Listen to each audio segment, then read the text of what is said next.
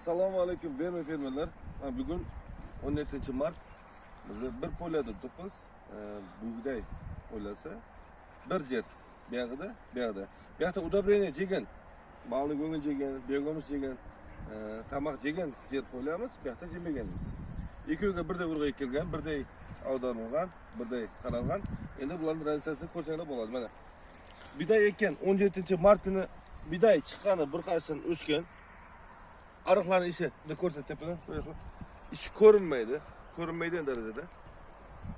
Buni aslida molni go'ngini saqlamiz, beg'o'miz salgan, oziqa berilgan. Endi oziqa berilmagan kuchimiz yetmay qolgan mana bidaylarimiz.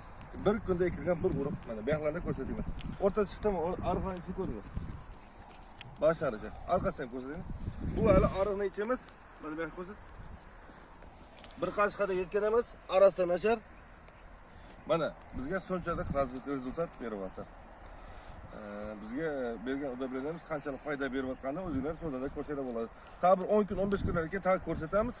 Qanday bo'lgan? Oxirida urajayda taqi chiqarib beramiz bunga. Qancha tonna urajay berdi? Bu yerda 3 gektar, bu tomonda 2 gektar. 2 gektardan qancha buğday oldik? 3 gektardan qancha buğday oldik? Bugun 17-mart 2023 yil.